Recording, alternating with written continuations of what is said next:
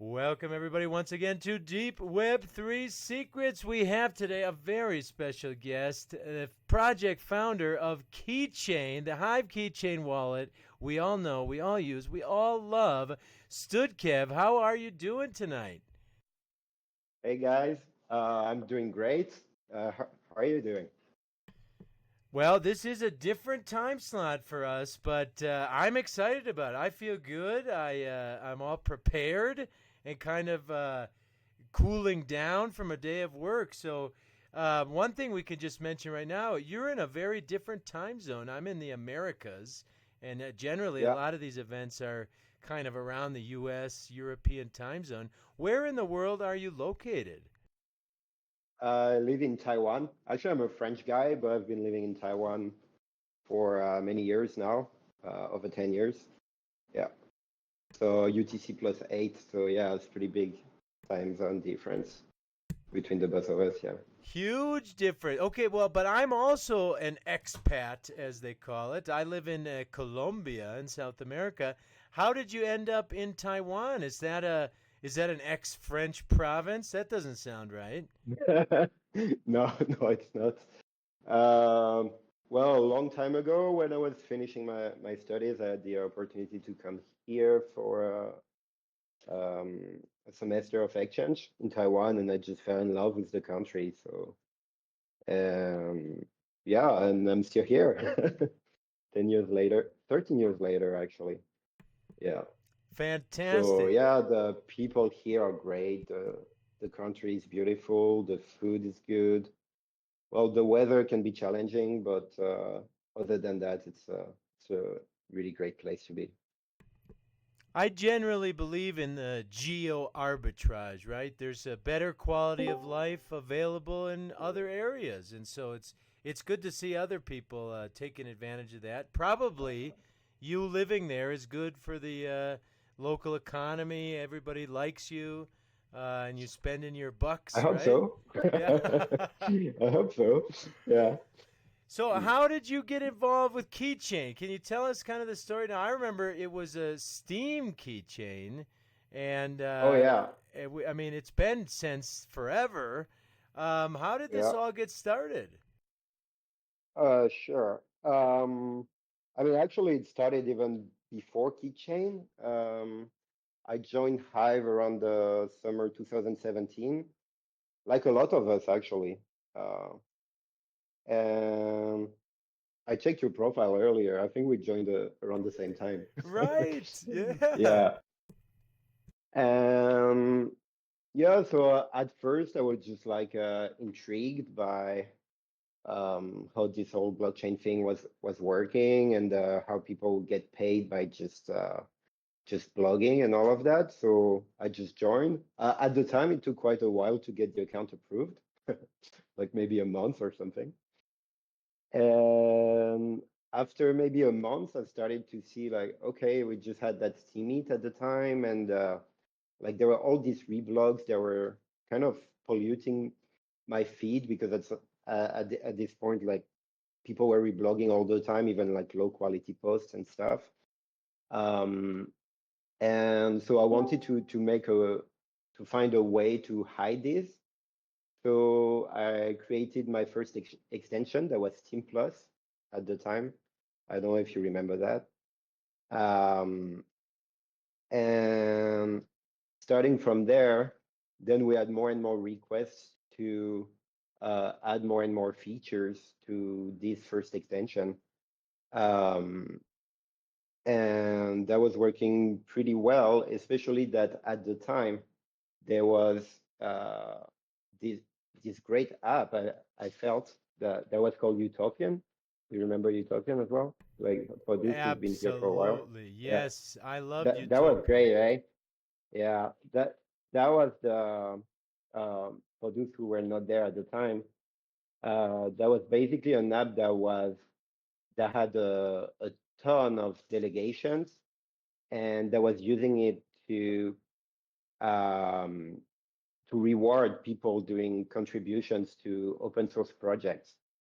And that was really awesome because it allowed us to work for, I think, over a year on that project. and dedicate pretty much.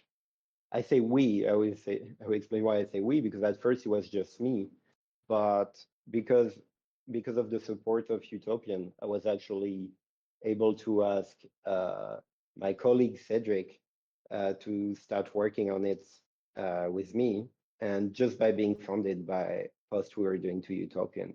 So that was really cool at the time. We worked it.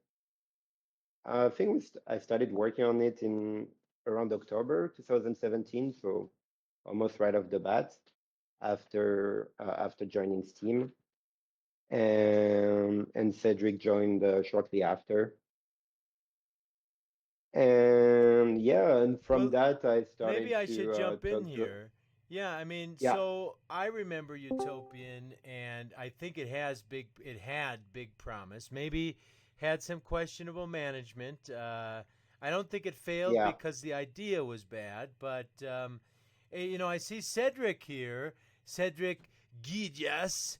I wonder, Mhm. Cedric. He must have started kind of as a language guy, right? He seems like maybe he's from maybe a Spanish language. Maybe Cedric. Yeah, come on in. How how did you feel? How did you Oh, get started? actually, I'm French. I'm French as well. No way, I Guillas. I thought you were for sure Spanish. Like StoodKev and I just met here. We live in the same city, and we started working together after we met. Okay, so you guys lived there even at that time. Okay, very cool. Cool. Okay, so two French guys, and they're in your development. You said 1 year of development from Utopian, and I'd love to. To Yeah. be fair, I don't remember exactly how. Yeah, your mic. Yeah, thanks. Yeah, to be fair, I don't remember exactly how long, but yeah, for quite a while. Maybe more than that, actually.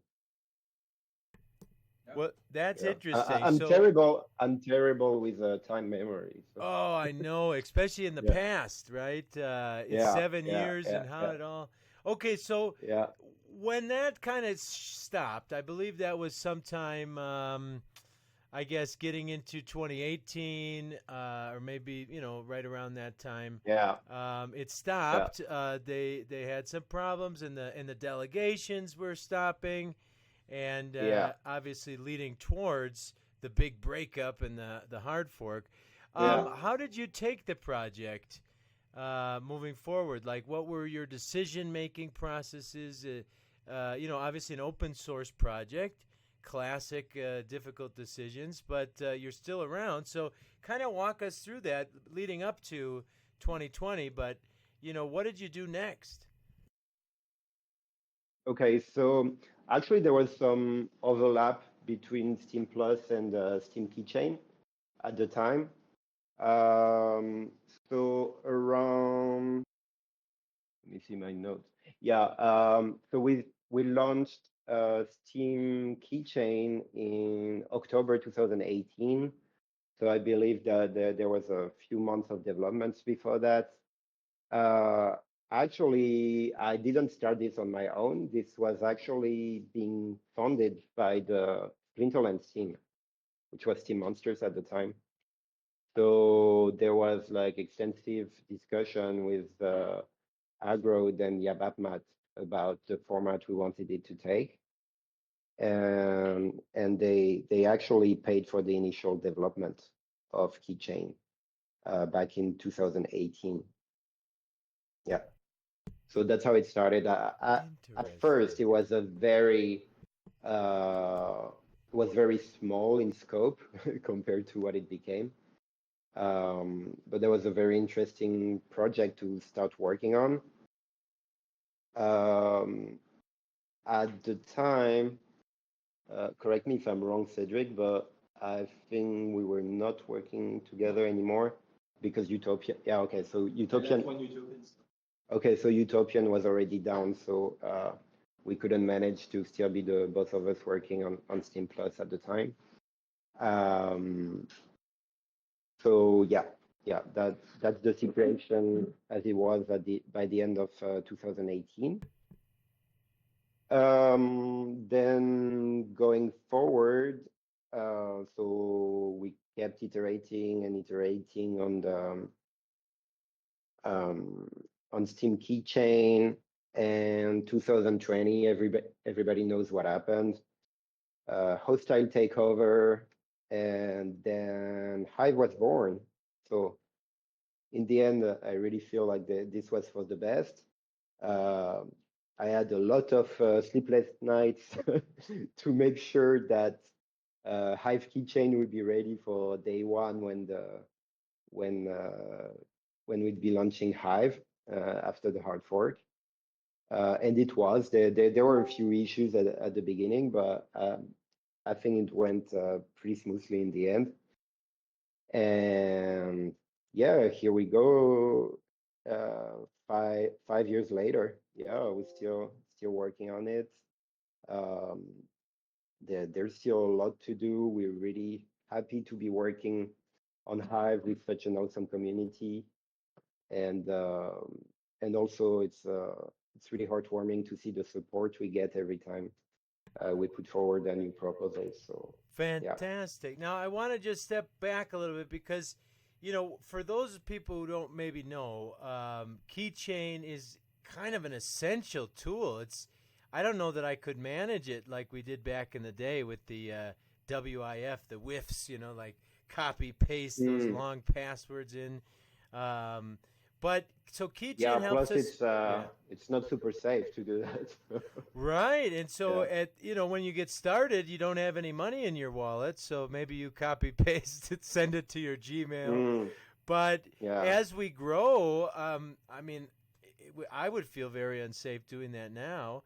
And so it's really a key security and user experience. So I find it interesting that Steam Monsters, who was thinking even then about onboarding normies or people that are not accustomed to this type of thing, need a good user experience, not crypto developer people. They were the first ones really trying to develop this tool. Maybe you just want to talk about user experience and how that's grown over the last 7 or 6 years, because I saw some old videos. I see Starkers is here, and he was showing me some old videos. And, the older Keychain does not look as good and nice, and as it does now. A lot of things have been upgraded, and still more work to do.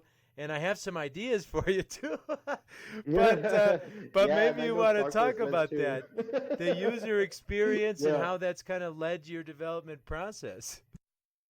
Yeah. Actually, that was one of the big things we did, not during the past proposal that we just finished, but the year before that.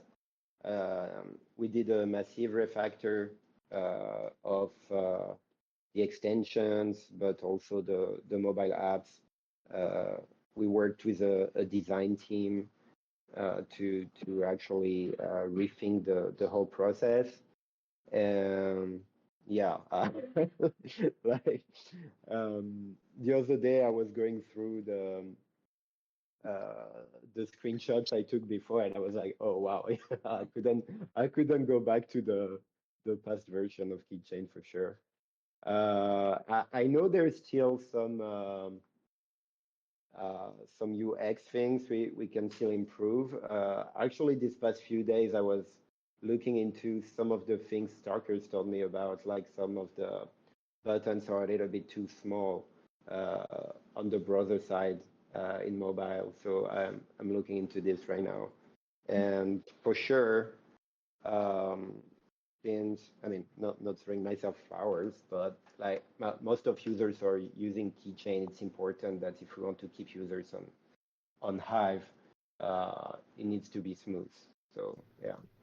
This is such an interesting thing. Let's just hit this now. Okay, so somebody says, okay, well, Keychain, it works. Like, why do we need to keep funding this?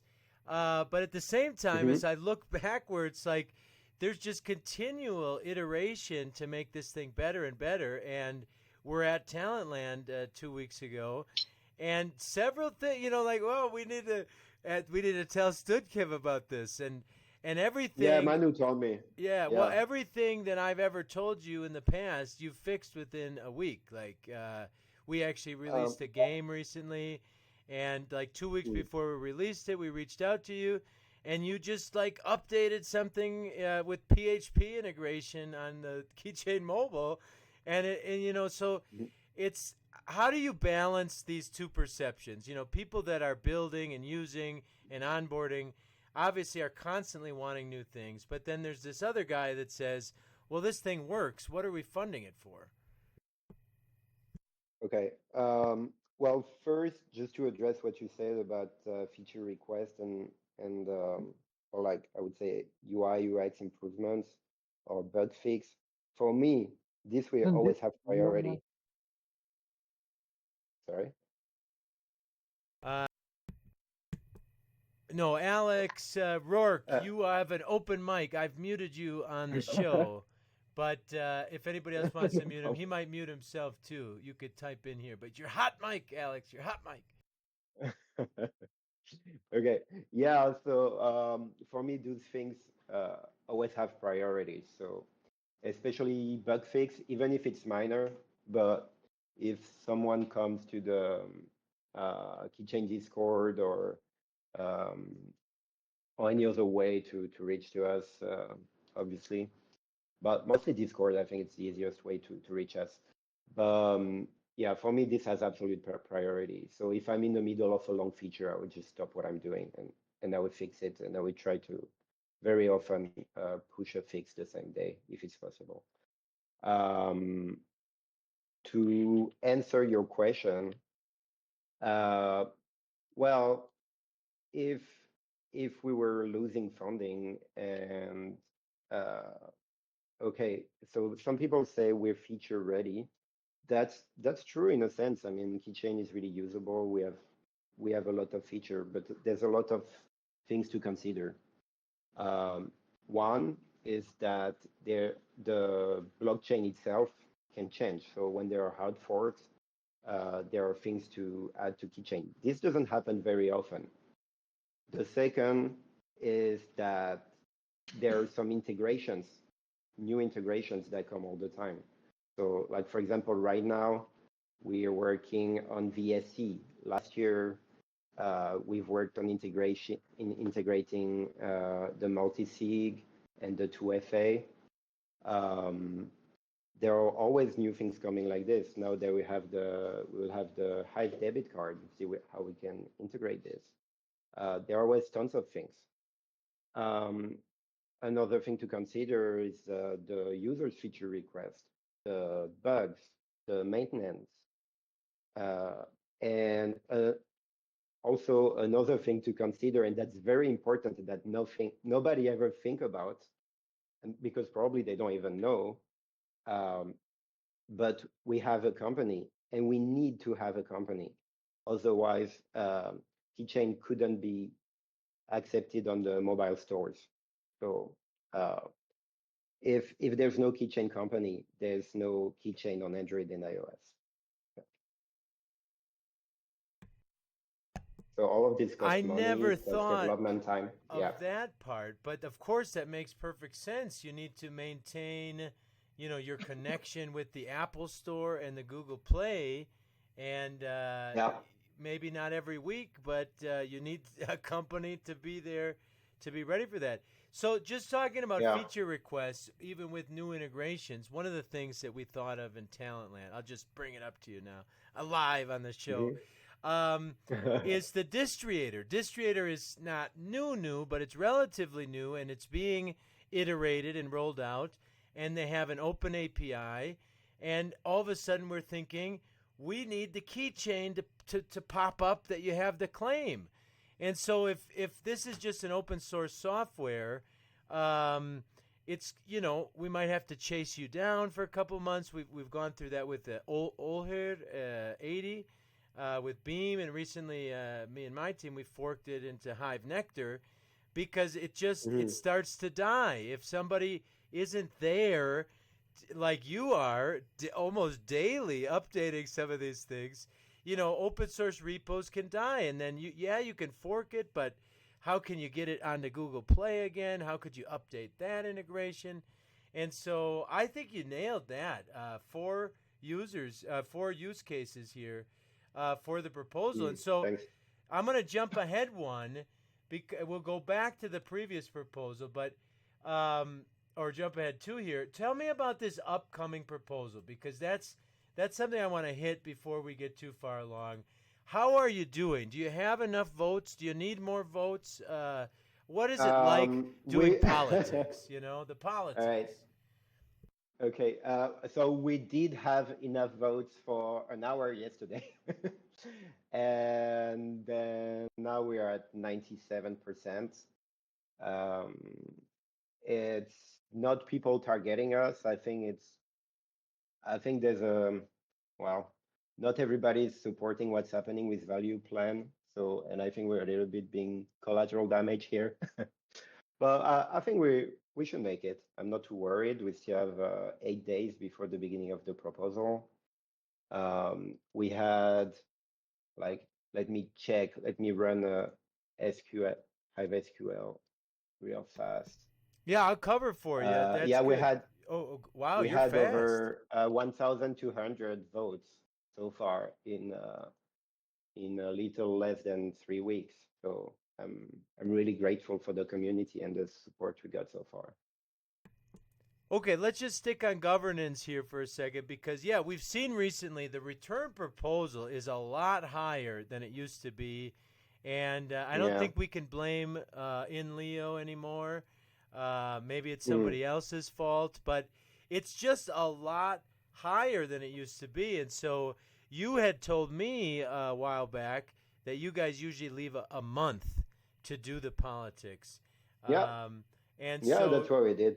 Yeah, and so you've been at this for about 3 weeks, and there's about a week left, and you're very close. When you get close, what's the strategy? Is it just knocking on doors? Are you just calling people, on their personal phones?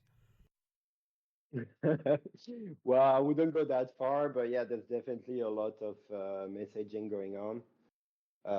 That's a trying time of the year for me. It's I mean, I like to talk to people, but I don't like to. I don't necessarily like to just come begging and always asking. I mean, I know I'm like, I mean, kind of bothering people, just asking them, "Hey, did you vote? Did you vote?" But like on the other hand, we don't really have a choice because, um, yeah, we don't necessarily have the support of the biggest whales, so we really need the community support to except from They Call Me Dan and No Fly High and Splinterlands guys. But so yeah, we really need to have massive numbers of people to go through with our proposal. So yeah. Well, speaking of massive numbers, you guys actually support a growing team of people, and I got the kitty girl in here to ping for us. And I see Manu photos, met him in Mexico. So do you just want to talk a little bit about your team and how that grew over the years, or how you selected them? Seems like you've got a pretty cross-cultural team from all around Hive. Okay. What? Sorry, Cedric was talking to me. Yeah, Cedric, we sent a picture of our team actually. I mean, of the Taiwan-based team, so the devs basically. Yeah. Did you? Yeah. Yeah. So basically, here in Taiwan, we're the 3 developers. So myself in the middle in the picture, Cedric, who's our lead dev. He has 13 years of experience. As more? Less? Check your LinkedIn though. Yeah, 13. Okay. Well, maybe I counted the internships. Anyways, okay, 12. He has 12 years of experience as a dev and 8 on Hive. He, as I mentioned before, He started during Steam Plus. Then he went back to, I would say, a normal developer life for a bit. And the very day I was in position to hire someone to come join me on HIVE Keychain, thanks to the DHF, he quit his job and he joined us. So yeah, that was awesome, and I'm really grateful for him.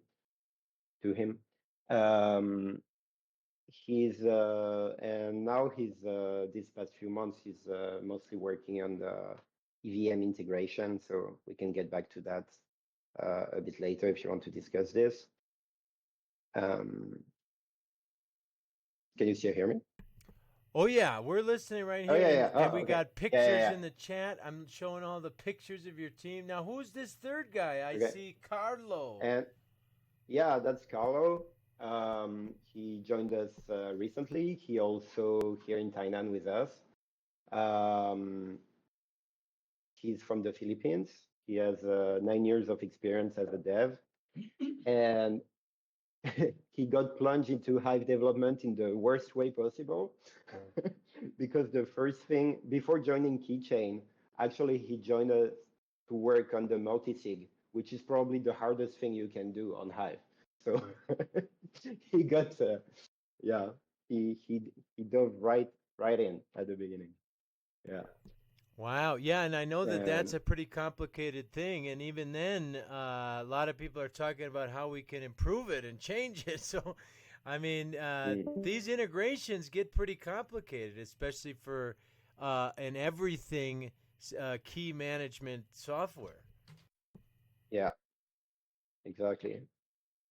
So yeah, he's been a great addition to the team.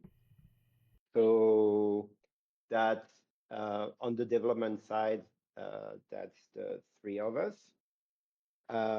Then we have Manu, whose original work is to do the content management on X. But to be fair, he's doing so much more. He's helping us with graphics. He's helping us with marketing. He's involved in pretty much every project on Hive, so it's really good to get in touch with other people and get feedback from other communities and all that. So yeah, the same. Like I'm really grateful to everyone in the team. Then we have people like the community members helping us on Discord. Like especially the Kitty Girl. Thank you. Like you're doing tremendous work. We're so grateful for what you're doing. Yeah, let me ask about this because Kitty Girl, you know, I go into the HIVE Keychain Discord, and maybe somebody could link that here, but I go into the Discord, and Kitty Girl is answering all sorts of questions. She's giving links. She's pointing people in the right direction. How did this come about? Did this just occur naturally, or are you paying her money? Yeah. How does this work out? How do you get Kitty Girl as your as your Discord manager, mod? No, not even. She just appeared one day and started answering all the questions. So I think we're on different time zones. So, yeah. She just appeared and starting and I think we're on very different time zones. So very often people asking questions during the night, and when we get back in the morning, she already answered all the questions. Before that, we also had Foxon doing the same thing for a while on the server. So yeah, we've been blessed with the community we have. This is something great about like kind of an open source, voluntary, decentralized. Kitty Girl says in the chat, I answer the simple questions so the team has time to answer the harder ones and keep developing. And more and more, we've been bringing this up in the podcast. Like, you know, in certain sense, StoodKev and his team work for us. We're the stakers. They're building our tools with, you know, the funding. Yeah. And so we are kind of impacted if noob questions are distracting them. We have kind of an incentive to run in and answer them so you don't get distracted. Now, just one backing up a little bit, I see Yabba P. Matt with his magician eyes. What is his relationship to the Keychain team?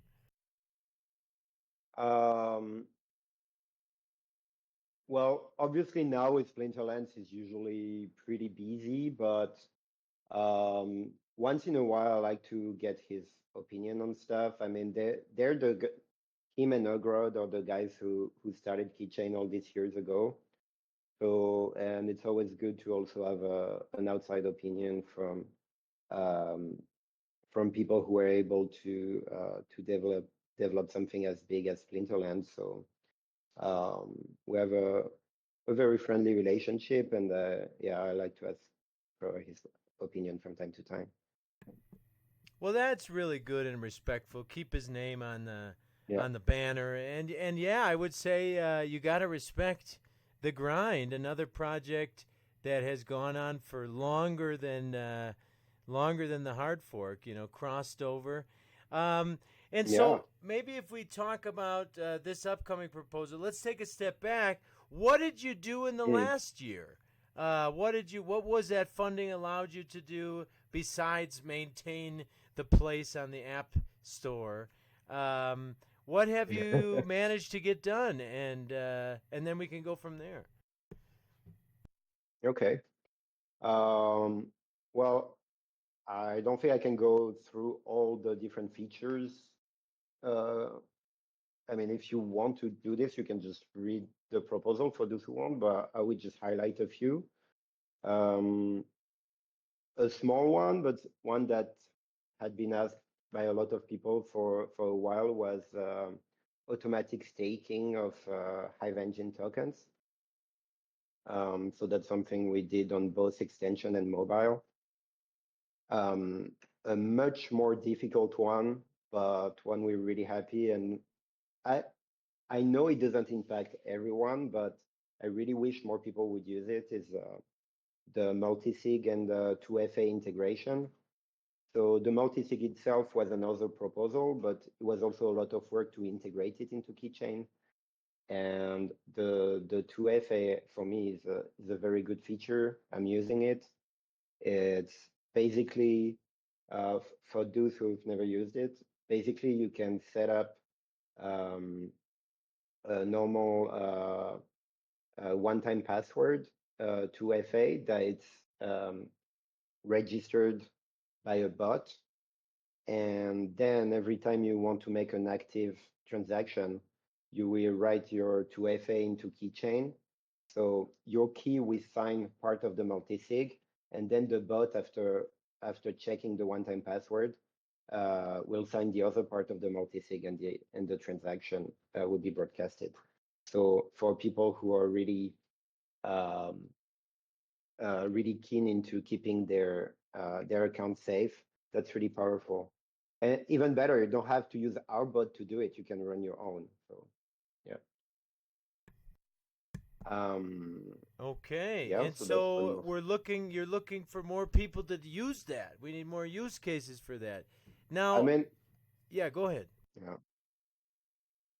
Yeah, I mean, I'm not going to force people to use it, but that's an extra layer of security if you want one. Yeah.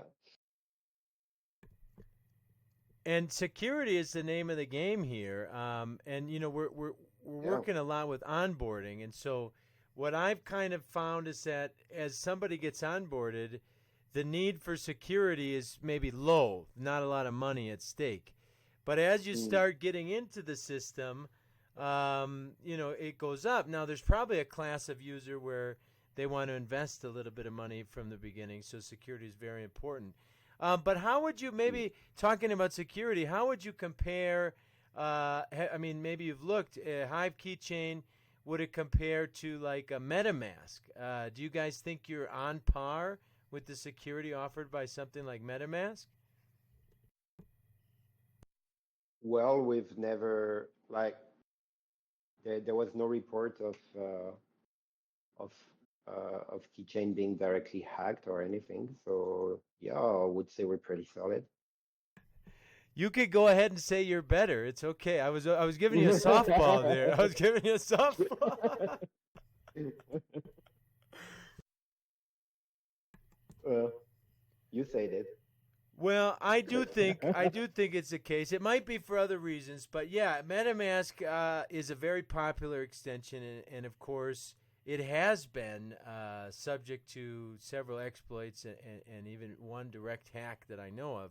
And Keychain's that's never happened to Keychain. Now, is that something you really work on security wise? How much of that is the yearly thing, keeping up with the Joneses, so to speak, keeping up with the, reported, libraries and upgrades and all this stuff. I mean, that's just got to be part of every year, just to keep up with technological upgrades. How much of that your time do you think you spend on that? Well, it's hard to quantify, but very often for us, like we will not just randomly upgrade libraries because a big, I mean, that's getting technical, but one big issue for this kind of development can be supply chain attacks. So we're really careful with that. And yeah, every time we develop a new feature, we keep security in mind. So that's always been I don't know. I've been tagged by stalkers at the same time, but I will check later. Yeah, no, we're But yeah, getting all that's sorts of feature requests for you. I think this is proving the need for the proposal. Even in your podcast, we're getting all sorts of upgrade requests. We need this to be fixed. We yeah, want this to be integrated, and of course, it's amazing. But it is just the case that there's a lot of work to do. It's a very useful tool. It wants to integrate mm, everything, and everybody wants it to be integrated. Yeah. And on also just to address Starker's concern, we're trying to fix some things on the Hive engine side as well. But yeah, we'll definitely talk to StoodKev about that after the show. yeah. I didn't have time to follow the whole conversation at the same time, so I'll probably It, answer later. but I think we're Yeah. proving the case that we should get you some funding. Okay, so what else? What else did you get done? Any other things, big things, or headliners that you got Oh done yeah, over the sure. last year? Something that I feel is pretty cool but cannot be used completely yet because I'm still waiting for some UIs to make some very minor changes to be able to use it is integrating the Hive URI scheme. So basically now it already works on Hive blog and PicD, I think, not Essency and Leo yet. Is that you can in your blog you could just put a link that's on the correct format, and it can directly trigger an action to keychain when it's clicked. So that's one. Then we integrated the OpenPick notifications, which is a notification system that that is completely customizable. So you can say, like, for example, I want only the transfers that are higher than X amount, and also the blog post that mentions me and stuff like this. So we have this on extension and mobile. We also added something for people who want to do their accounting, where you can export all your transactions of monetary value. All these features were implemented on both extension and mobile.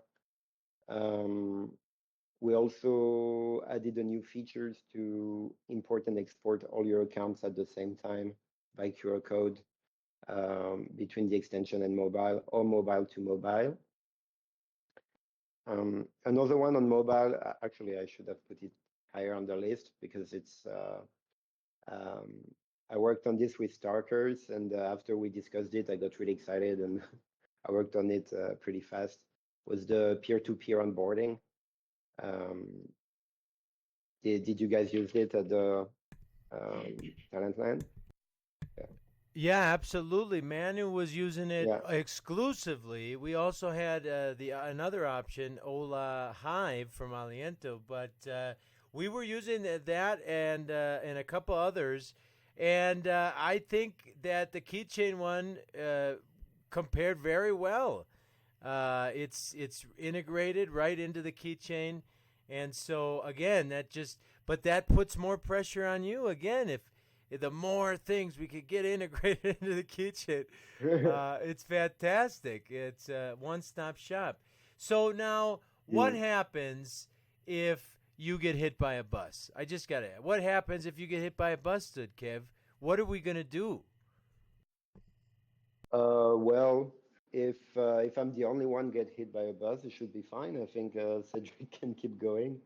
Um, After me, he's really versed in the whole code, and I'm doing the same with Carlo now as well, even though he joined more recently, which is to make everyone touch every part of the code in every project.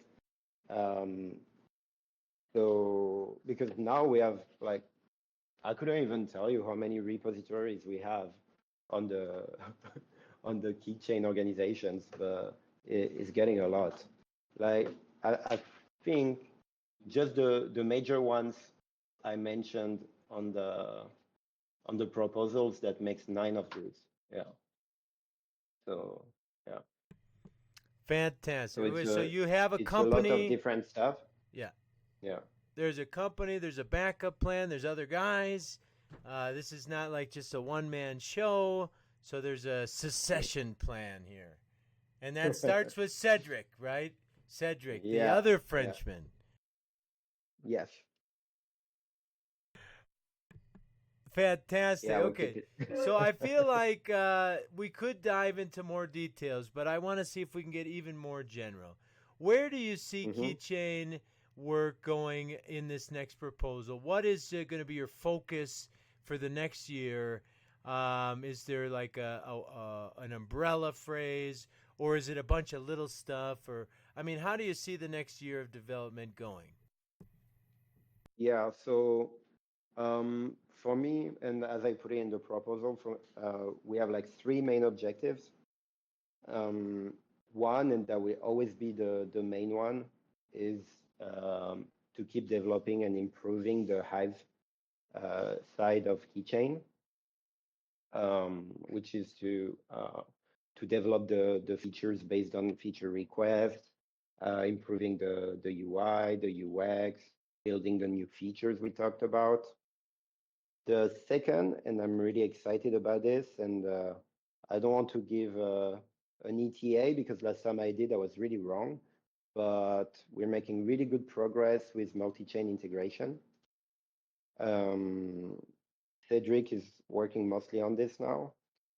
We're getting close, but we're getting close to have a basic version, but contrarily to what we do on Hive, I want it to be very solid before we release it, because for multi-chain, we have a lot of competition. For Hive, we do not, so we can do things little by little. So it's quite different, but there's a lot of progress that has been made, but there's still a lot of things to do. The reason why I think it's very important, and the reason we started this, the multi-chain integration. So by multi-chain, so far it's EVM integration that we're working on. The reason why I think it's important is we started with the question that how us as Keychain, how can we onboard people? Not give a tool for onboarding, but like really onboard, because well, people use Keychain because they use Hive. So so I mean, if they already downloaded Keychain as things are right now, I mean, we cannot onboard them; they're already here. So, and that's when we started to think about actually having Keychain work also on other chains, and then try to onboard these people to use Hive as well. And before we started it, we made a poll that was showing on the Keychain extension and mobile app, and I was really not sure about it. I was really not sure we get support for this, and actually we got overwhelming support for this. Like, it was almost 90% of respondents supporting us to do that. So, how much? 86. Okay, 86. Thanks, Cedric. And yeah, so we've been attributing some work time on this ever since. And the third thing is try to work more on having collabs. So whether be it on the Hive side of things, so internal collaborations like we're doing right now with VSC, we want to do with the debit card, the Hive debit card team, and really like our goal on Hive is to empower applications to do what they need to do. So that's very important to us. On the other side, we also want to try to work with more companies outside of Hive.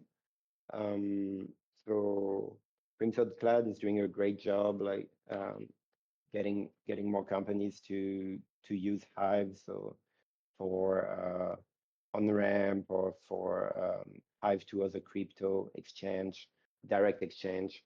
That's something actually we've started working on, and we still need to do some more development because we had new partnerships. But in the coming months, you will have some ways to directly exchange Hive to other cryptos directly from Keychain. So yeah, basically these three things. So Hive, multi-chain, and collabs. Yeah. Fantastic. Okay, so you've got it all planned out, and you're 97% of the way there, and you probably have a list of people that you still have to reach out to. So that said, once you get your proposal passed, what will the office party be like? Are we gonna? Oh, there is one thing. Kuala Lumpur. Is that very close to Yeah. you? Will you be heading to Hive Fest with your team? Oh yeah, coming sure. up here? I would go for sure. Cedric is usually terrified of sitting in a plane, but I will try to force him. Oh, he's saying KL should be okay. Yeah, that's okay. Huh? Yeah, yeah, yeah. I asked him last year, and he was like, "Nope." But yeah, he said he's coming this year. So, yeah, Well, yeah. I'll Manu ask Paolo as says, well. Manu Photos says he's available. If Cedric doesn't want to go, he's available to show up. And we'd be really happy to have him. Yeah. Okay, so is there anything else you want to discuss? I think we nailed some key points. Project with a long history, very interesting, really integrated into the history of our blockchain. We've proven in this chat that there's still a lot to be done, even though it's been being worked on for a lot of times because the blockchain changes, new projects come, new integrations, and you know, software just upgrades, and you need to have a company to get it listed. I love what you're talking about multi-chain. That ties into some other onboarding ideas that we've been talking about, getting people with the other chains, even maybe gifting them some magic tokens, and maybe even causing some drama by forking their founders. So there's a lot of opportunity here, and we'll probably be talking about it in October in Kuala Lumpur. And so what else, what final shout out or final words would you like to leave the people, listeners of this podcast with?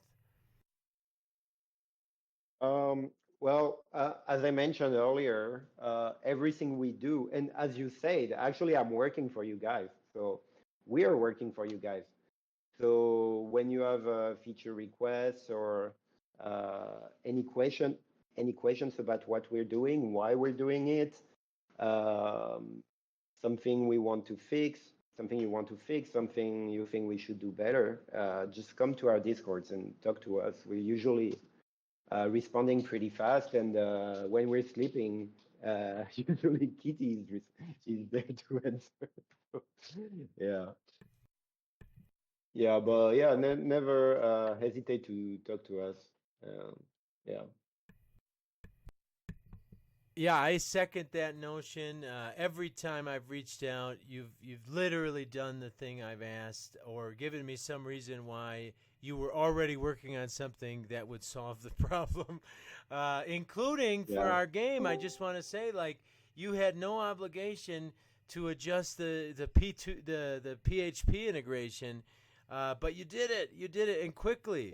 I wasn't. I even said to Hive Trending, I said, "Oh, we need to double back with StoodKev," and he said, "Oh, he already fixed that." I said, "What? He already fixed it?" Yep, he already fixed it. So definitely, if there's anything, maybe not during the podcast, but definitely join the Discord, vote for their proposal. It's probably one of the strongest things we have on Hive is a community of people that are interested in this chain, living and being very successful. So we are going to wrap up this podcast. We're going to start the open mic section of the podcast, but this is Deep Web3 Secrets in the Hive Discord, a decentralized community of decentralized communities. Join us next time on Deep Web3 Secrets.